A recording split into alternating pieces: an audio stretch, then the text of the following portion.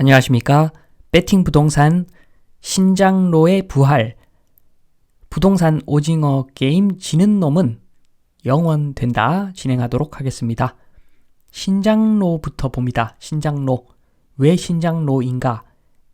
속된 말로 지금 와서 보면 자갈길이었다고 보시면 됩니다.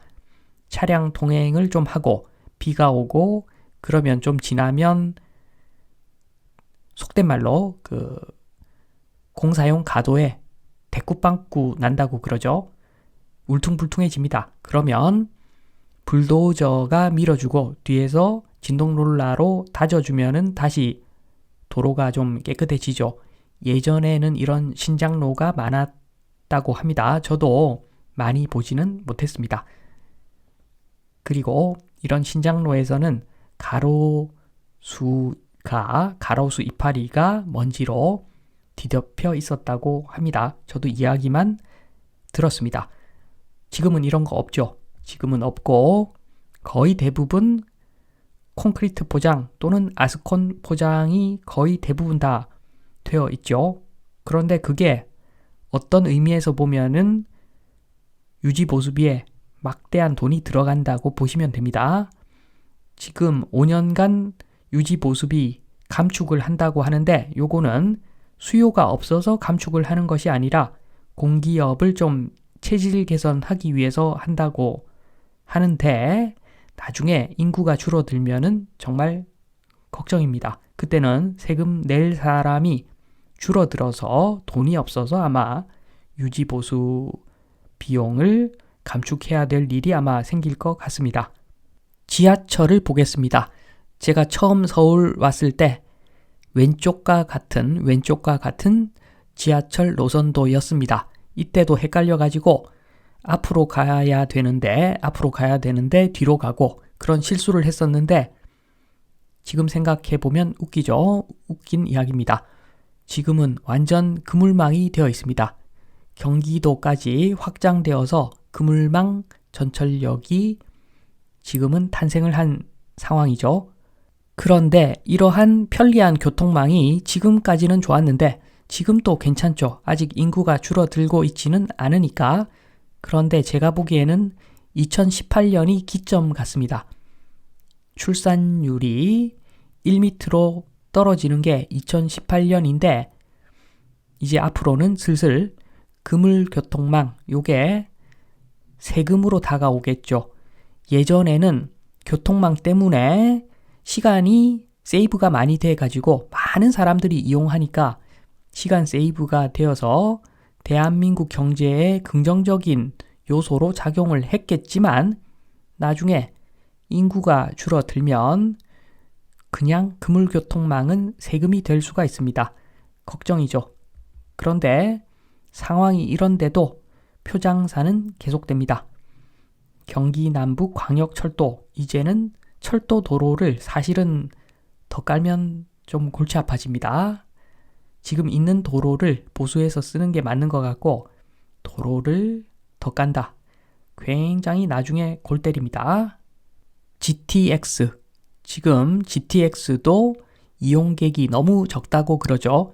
물론 GTX는 아마도 좀 시간 지나면 전체 개통을 하면은 많이 이용을 할 것 같은데 그런데 인구가 줄어들면 누가 장담할 수 있겠습니까? 이걸 나중에도 많이 탄다고 누가 장담을 할 수 있겠습니까? 지금 추세대로 간다면 전철망, 정말 그물망 전철망 저기에 나중에도 공짜라면 노인들의 놀이기구가 되겠죠. 젊은 사람은 극소수 이런 상황에서 저게 제대로 운영이 될까 걱정이 됩니다. 다시 전철역을 봅니다. 예전에 제가 처음 서울 왔을 때만 하더라도 강남은 정말 좋아 보였습니다. 다른 지역 가면은 너무 낙후되어 있어서 제가 지방에 살았었는데 지방에 있는 도시보다 서울의 반 이상이 더 낙후되어 있었습니다. 제가 서울 처음 왔을 때만 하더라도 반면에 서초, 강남, 송파 쪽은 물론 서초, 강남, 송파 중에서도 낙후된 곳이 있었지만 대부분의 서초, 송파, 강남 쪽은, 특히나 강남 쪽은 좋았습니다. 그래서 그때 당시에는 서울의 부동산 사면은 강남에 사는 것이 맞겠다, 그런 생각을 많이들 했었는데 돈이 없었죠. 돈이 없었고, 그때도 돈이 없었고, 강남 독주의 시대였죠. 그때는 약속을 하면은 신촌은 똑다방, 강남은 뉴욕 제과, 뭐 그랬었는데 정말 옛날 이야기죠. 그때는 강남 교통망이 정말 좋았습니다. 그런데 지금은 어떤가? 제가 보기에는 춘추 전국 시대, 봉건 시대 같아 보입니다. 물론 강남이 강력한 제후국은 맞습니다. 강력한 제후는 맞는데 많이 평준화되어 있죠. 교통이 다 좋습니다. 예전에 정말 낙후되었다고 생각되었던 서울 곳곳이 지금은 많이 좋아졌습니다. 수도권도 많이 좋아졌죠. 그래서 아직은 강남 쪽이 예전의 후광을 입고 여전히 최고라고들 하지만, 투자용으로 최고라고 하지만 실제 서울 사는 사람들 이야기는 이제 많이 평준화되어서 굳이 거기에 안 살아도 되겠다, 이런 사람들이 사실은 더 많죠, 지금은. 그래서 시간 갈수록 투자 수요는 좀 줄어들 수가 있습니다. 오히려 용산 투자가 맞아 보이는 것 같기도 합니다. 아무튼 춘추 전국 시대가 맞습니다.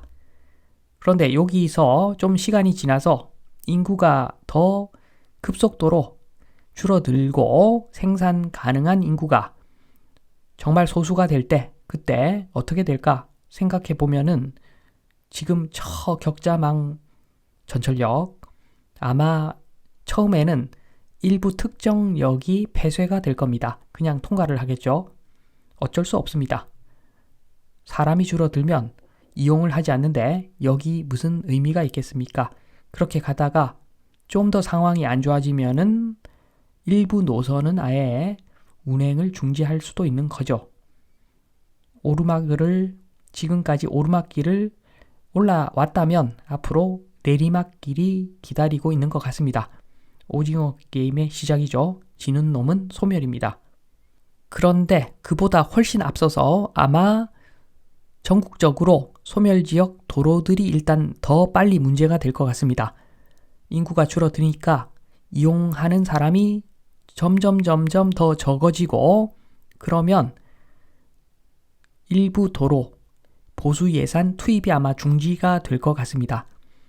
인구가 줄어들어서 생산 가능한 인구도 적어서 세금 낼 사람도 많지 않을 것이고, 예산도 부족한데 도로를 사용까지 하지 않는다. 그러면 일부 도로는 사실상 보수 예산 투입을 중지할 것이고, 그러면 몇 년 안 가서 폐도가 됩니다.